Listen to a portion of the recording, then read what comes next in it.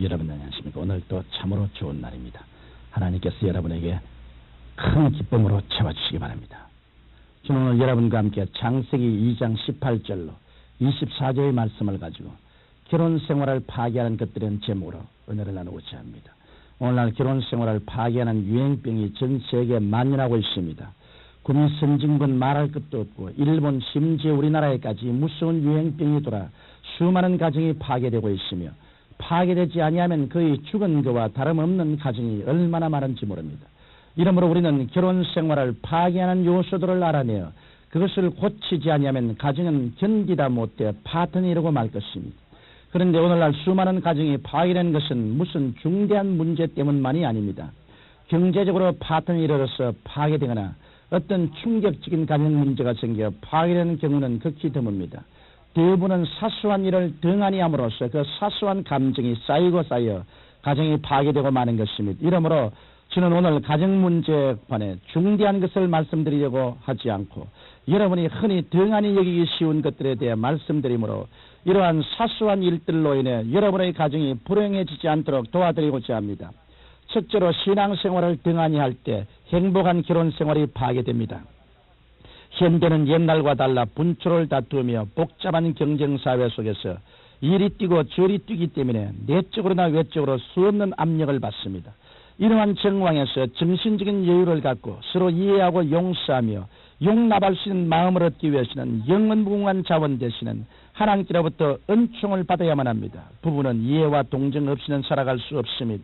교육의 배경도 다르고 가정적인 습관도 다르며 서로의 개성도 다른 한 남자와 한 여자가 한 지붕 밑에서 한 솥의 밥을 먹으면서 함께 손잡고 살아간다는 것은 심히 어려운 일인 것입니다. 이 때문에 서로를 이해하고 용서하며 동정하는 마음의 여유가 없이 서로 작은 일에 충돌하고 서로 핥히어 상처를 내면 이 상처가 깊어져 결혼생활을 파괴하고 마는 것입니다. 그러면 이 각박한 세상에서 이해와 용서와 동정의 심적 치료를 어디에서 얻을 수 있을까요? 누가 우리의 부족한 이해와 용서와 동정을 채워줄 수 있을까요? 이것은 나사렛 예수 그리스도 앞에 엎드려 기도하지 않고는 채워질 수 없는 것입니다. 이러므로 예수 그리스도를 구주로 모셔드리고 하나님을 가정의 주인으로 삼지 않는 사람들은 아무리 좋은 집에서 호의호식한다 해도 참된 행복은 없는 것입니다. 부부란 물질과 환경 때문에 결합되는 것이 아닙니다. 부부란 마음과 마음이 결합되는 것입니다. 이러므로 여러분께서 행복한 결혼 생활을 원하신다면 함께 모여 기도하고 찬송하며 함께 교회에 와서 예배드리는 일을 하찮게 여기지 마십시오. 이것이 여러분의 마음을 하나로 묶고 여러분의 결혼 생활을 행복하게 하는 놀라운 자원이 되는 것입니다. 둘째로 서로의 장점과 잘한 점을 칭찬하지 않을 때 행복한 결혼 생활이 파괴됩니다. 연애 시절이나 약혼 시절은 서로의 장점만 눈에 띄입니다. 그 때문에 만나기만 하면 남자는 상대방 여자의 장점만 바라보고 참 얼굴이 이쁘다, 눈이 곱다, 아주 옷을 잘 어울리게 입는다, 날씬하다는 온갖 칭찬을 아끼지 않습니다. 그러나 희한하게도 결혼하고 나면 결혼 첫날부터 시작해서 장점은 안개처럼 사라져버리고 단점만 보이기 시작합니다. 그래서 그때부터 자꾸만 서로의 단점을 지적하고 서로 핥히기 시작합니다. 크게 비방하지 않더라도 여기에서 조금 저기에서 조금 비방하면 이것이 멍이 들고 상처를 입어 점점 처음의 뜨겁던 사랑이 식어져 버리고 나중에는 서로 목석이 되어버리고 마는 것입니다. 이러므로 연애 시절이나 약혼 시절에 하던 것처럼 상대의 장점이나 잘한 일을 인정하고 칭찬해야 합니다.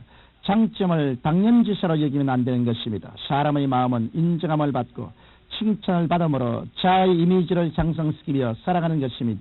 이렇기 때문에 인정받는 것과 자아 이미지는 서로 중대한 영향력을 갖고 있는 것입니다. 이러므로 작은 일에서부터 남편은 아내의 장점을 발견해내어 아낌없이 칭찬해 주어야 하며 아내는 남편의 장점을 발견해내어 칭찬해 주어야 합니다. 그러할 때 결혼 생활에는 기쁨이 넘치게 되고 행복을 느끼게 되어 가치 있는 삶을 보내게 되는 것입니다. 셋째로 친구나 대중 앞에서 상대의 결점을 말하거나 무시할 때 행복한 결혼 생활이 파괴됩니다.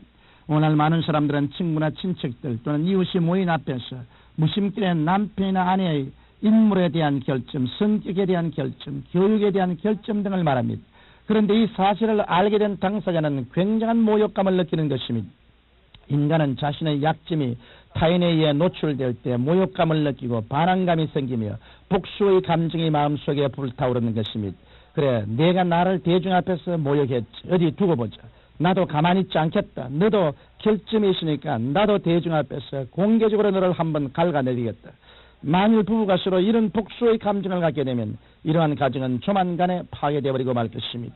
이러므로 친구들이나 대중 앞에서 또한 친정에서나 시집에서 어느 곳에 가나 상대방의 결점을 절대 노출시키지 말아야 합니다.